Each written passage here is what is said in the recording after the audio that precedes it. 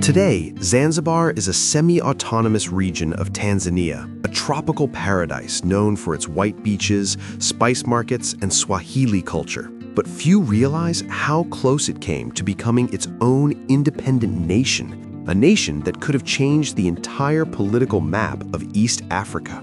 For a few brief, chaotic months in 1964, Zanzibar stood on the edge of independence, torn between African revolutionaries, Arab sultans, and Cold War superpowers.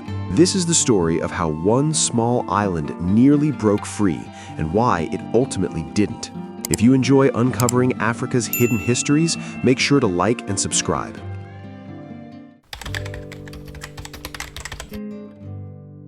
Long before the world even knew the word Tanzania, Zanzibar was already famous. Zanzibar stood at the heart of world trade, connecting Africa, Arabia, India, and even Europe. For centuries, ships loaded with ivory, gold, and spices docked at its harbors. Merchants from faraway lands came to bargain, build fortunes, and sometimes shape history. By the 1800s, Zanzibar wasn't just a trading post, it was an empire in miniature.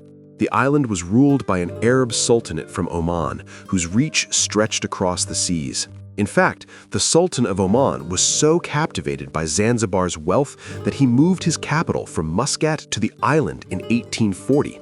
That decision transformed Zanzibar into the beating heart of the Indian Ocean economy.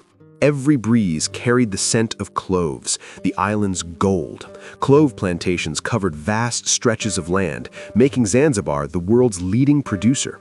But behind that prosperity lay pain. The clove trade was built on the backs of enslaved Africans, forced to work the fields under brutal conditions. The same ships that carried spices to Arabia and Europe also carried human lives, sold, traded, and treated as property. Stone Town, the island's historic center, became a place of striking contrasts. Its narrow alleys echoed with voices speaking Arabic, Persian, Hindi, and Swahili. Traders and travelers mingled in the markets, mosques, and cafes. Cultures mixed, languages blended, and traditions merged, creating the Swahili identity we know today. Yet beneath that rich diversity, the island was divided by class and race. Arab elites owned most of the land and wealth, while the African majority worked the plantations and served the ruling families.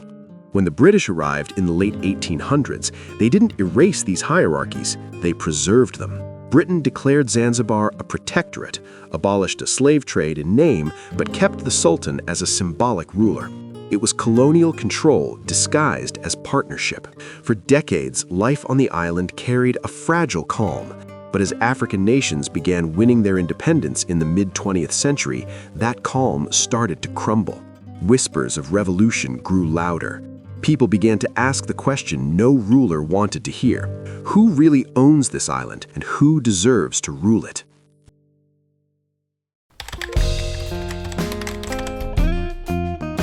December 10th, 1963. Zanzibar officially ended decades of British colonial rule. On paper, it was a moment of triumph. The island now had self-government, sovereignty, and the promise of a future shaped by its own people.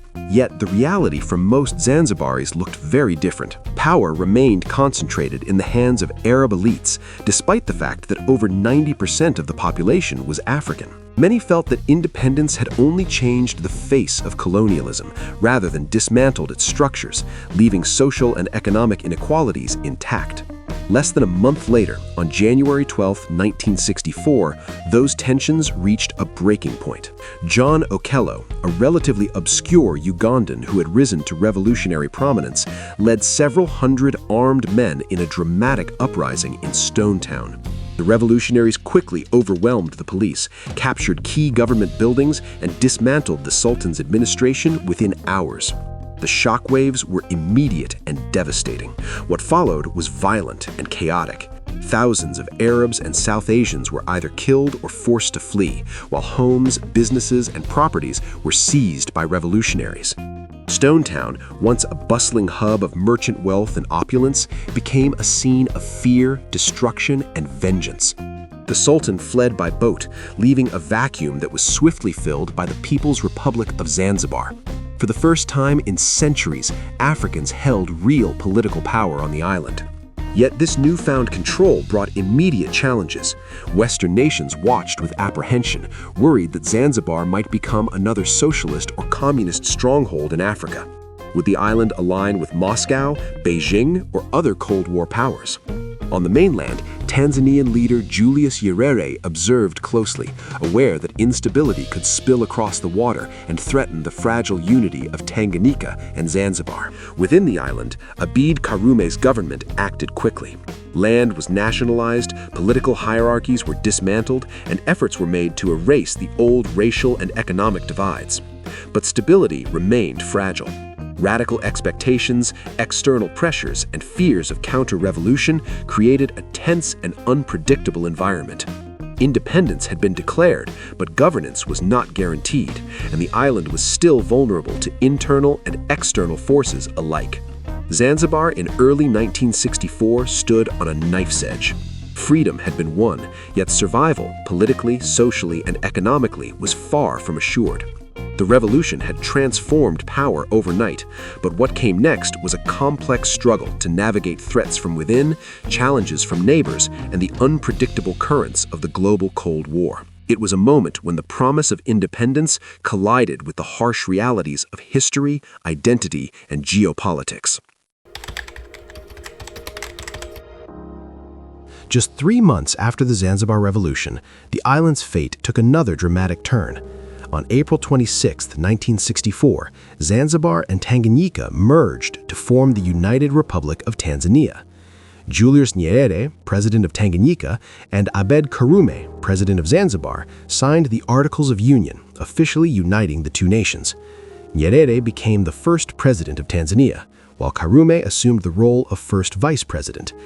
This union was presented as a brotherly union aimed at strengthening and stabilizing the region. However, beneath the surface, it was a strategic move influenced by Cold War dynamics and internal pressures. For Nyerere, the union was a calculated step to prevent Zanzibar from falling under Soviet influence. The revolution had alarmed Western powers, who feared the emergence of a communist stronghold in East Africa. By uniting with Zanzibar, Nyerere ensured that the island would remain aligned with the West and avoid becoming another Cold War flashpoint. For Karume, the union was a lifeline. His government was fragile, facing internal dissent and external threats. Aligning with Tanganyika provided the support needed to solidify his position and protect his regime from potential coups or foreign intervention. However, the cost of this union was significant. Zanzibar lost much of its independence. Key areas such as foreign policy, defense, and economic control shifted to Dar es Salaam, the capital of Tanganyika. While Zanzibar retained a degree of semi-autonomy, real power increasingly resided on the mainland. Many Zanzibaris felt betrayed. They had fought for freedom and self-determination, only to find their revolution absorbed into a larger political entity. One revolutionary lamented, "We fought for freedom, but instead we became a province." The dream of an independent Zanzibar seemed to fade into the Indian Ocean, overshadowed by the larger forces at play. Yet, for others, the union brought stability and recognition. It provided protection during a time when coups and assassinations were rampant across Africa. The union with Tanganyika offered a sense of security and a platform on the international stage. In the end, the union that saved Zanzibar also silenced its aspirations for full independence. The island became part of a larger nation, its unique identity and dreams subsumed by the broader political landscape of Tanzania. This chapter in Zanzibar's history is a testament to the complexities of post-colonial state building, where ideals of independence often collide with geopolitical realities and the quest for survival.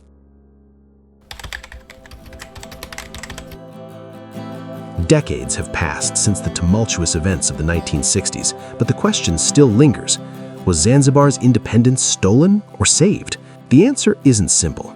The island exists today in a complex political space, maintaining its own president, parliament, and flag. It even controls immigration and operates a semi-autonomous government, which gives it considerable authority over local affairs. Yet, ultimate power, the ability to make final decisions on major national issues, remains firmly in the hands of Tanzania's central government in Dodoma, reminding Zanzibaris that sovereignty is partial at best. Over the years, waves of Zanzibari nationalism have risen and fallen. Political movements and parties, most notably the Civic Union Front, have consistently argued that Zanzibar deserves more autonomy, more control over its natural resources, and more say in determining its own future. Elections have often become flashpoints for tension, with disputes sometimes erupting into violence. These moments expose the deep divide within the population. Some see themselves as Tanzanians with a special identity, bound to the mainland by history and law, while others identify first and foremost as Zanzibaris, proud of a distinct culture, heritage, and history that refuses to be forgotten. Cultural expressions from songs to poetry to quiet street protests keep the idea of independence alive. Even if it no longer dominates headlines, it persists in everyday life, embedded in the pride of local communities and whispered conversations about autonomy. Yet the world around Zanzibar has changed dramatically. The Cold War is long over, and the realities of the global economy have tied the island to Tanzania more closely than ever before. For younger generations, the struggle has shifted from politics to economics. Jobs, infrastructure, education, and opportunities now define the fight for a better life more than nationalist rhetoric ever could have. Tourism is a key driver of Zanzibar's economy today. Stone Town, with its winding streets and historic architecture, is a UNESCO World Heritage Site, attracting visitors for its sunsets, spice markets, and Swahili culture, rather than political tension. Hotels, resorts, and cruise ships have replaced militias and revolutions as the dominant force shaping the island. Yet, beneath the calm, the question of identity continues to flow like a quiet undercurrent. For many, it is personal and profound. Are we Tanzanian, bound to a mainland nation, or are we Zanzibari, heirs of a unique history and culture that refuses to be forgotten? The debate endures, subtle yet persistent, shaping life on this small but historically complex island.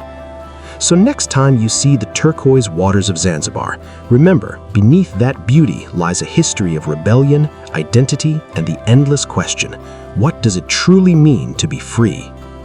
What part of Zanzibar's story surprised you most? Share your thoughts in the comments below, and if you love learning about Africa's untold histories, make sure to subscribe so you don't miss what's next on Africa Revealed.